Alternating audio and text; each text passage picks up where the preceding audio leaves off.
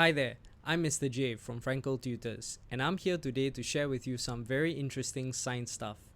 Many of you are going to begin your secondary school life soon, and some of you have already started. And one of the first things you will learn in lower secondary science is this chapter, the scientific endeavor.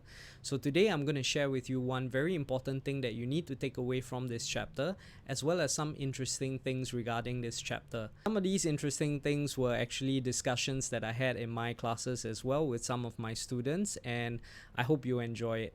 So let's begin. So the first thing I want to share with you is the scientific method. This is a very important aspect of science that can help you understand the world around you from a scientific point of view. Now, some of your schools may employ these 8 steps, some of your schools may use a 7-step method, and the steps have slightly different names. Don't worry. Follow whatever your school teaches you, but the most important thing is that you understand the scientific method and the reasons why you use this. So let me give you an example to help illustrate this. Now, let's take for example, you observe that your school installed air condition last year and many students did exceptionally well in their exams.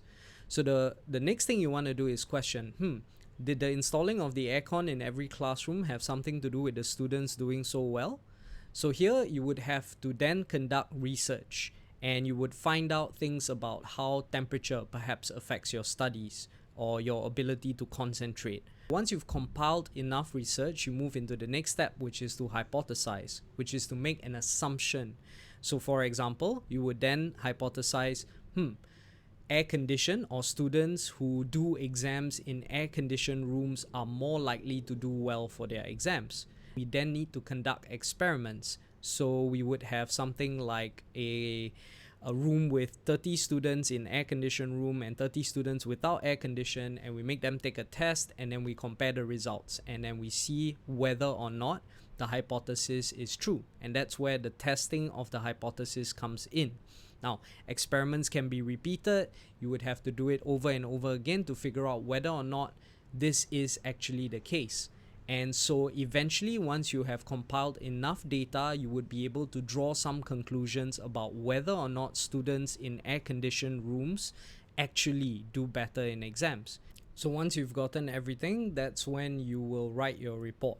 And your report will detail all your findings, all the results about whatever you've found, and you will share this with the scientific community. At the same time, this is where you can check with other scientists who may have conducted similar experiments as well. So this is pretty much the scientific method.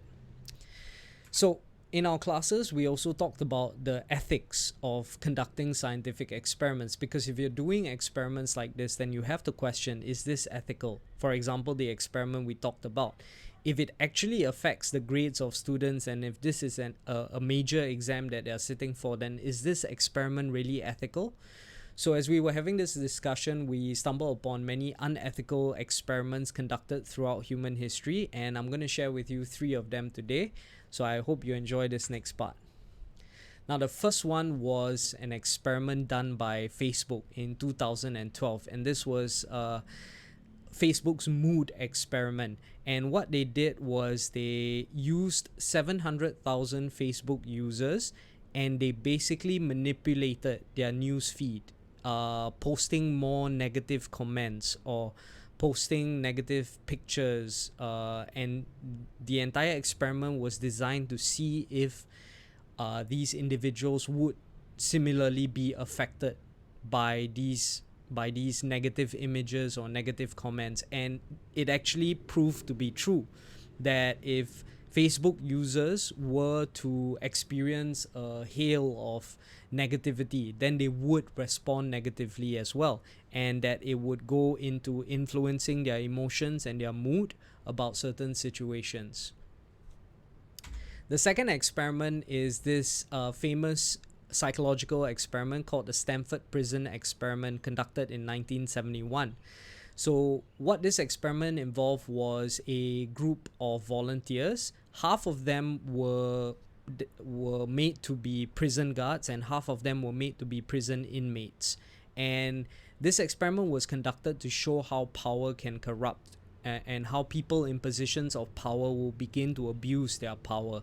So the experiment actually had to be cut short because it was becoming disturbing for the prisoners, and the prison guards were actually abusing their power, getting them to do more and more ridiculous things, and they were basically abusing the prisoners by the end of the experiment, so it had to be cut. The last experiment is this famous one in conducted by John Watson, another psychologist, and it's called the Little Albert experiment. So in this experiment, it was designed to show that emotions like fear can be instilled, and that humans can be conditioned to emotions such as fear. So what this guy did was he used a 9-month-old orphan baby, and he would introduce seemingly innocuous things to the baby, or seemingly innocent things such as a white rat, and the baby would cuddle this white rat or look at this white rat and have no problem with the white rat. And so the next time he introduced this white rat, he would make a very loud sound or something very scary like a bang with a hammer, and so the baby would become fearful at that point of time, start crying. And so he conditioned the baby every time when the baby saw the white rat, he would make this loud bang, and eventually without the loud bang, just by introducing the white rat, the baby would respond with fear, which showed that humans as young as a baby could be conditioned to feel such emotions. So pretty horrifying experiments.